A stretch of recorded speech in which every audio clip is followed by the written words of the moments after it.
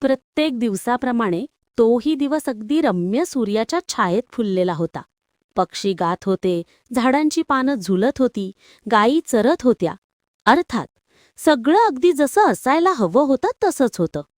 पण एका बागेत एक गवत फूल मात्र निराश होता. आपल्या अस्तित्वाचा अगदी रोष व्यक्त करत होता तो. देवावर, स्वतःवर. त्याच्या कोमल आवाजात रडत रडत तो एकच प्रश्न विचारत होता.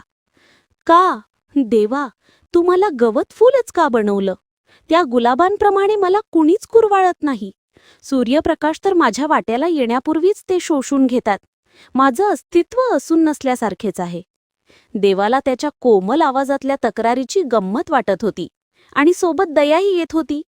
त्याला समजावत ते त्याला म्हणाले, जे आहे ते सोडून नसल्याची हाव केल्याने पदरी येतं ते केवळ दुःख आणि पश्चातापच.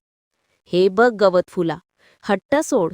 तुला जाणवेल की तुझ्या इतका भाग्यशाली तूच आहेस. पण गवत फुलाने आज ठरवलंच होतं. त्याच्या हट्टापुढे नमून देवाने त्याला एका दिवसासाठी गुलाब होण्याचं वर दिलं आणि अदृश्य झाले.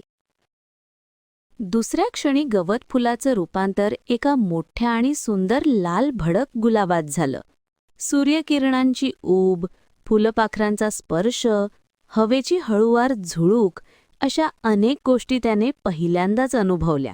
या सगळ्यात संध्याकाळ केव्हा झाली त्याला कळालं देखील नाही. संध्याकाळ झाली तशी गवत फुलाची वेळही संपत आली. सूर्यास्त होताच तो आपल्या मूळ स्वरूपात आला. पण आता त्याला त्याचं दुःख वाटत नव्हतं. कोणाबद्दलही द्वेष त्याच्या मनात आता शिल्लक राहिला नव्हता. होती ती केवळ एक स्थिर आणि शांततेची समाधी अवस्था.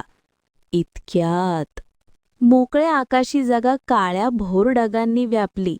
शांत झुळूक आता वादळाला साथ देत सगळ्यांना दम देऊ लागली आणि त्याचबरोबर पडणाऱ्या मुसळधार पावसाने सगळ्या गुलाबांचा शिरच्छेद केला.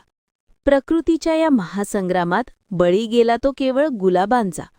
गवत फुलांना त्या वादळाचा स्पर्श देखील झाला नव्हता.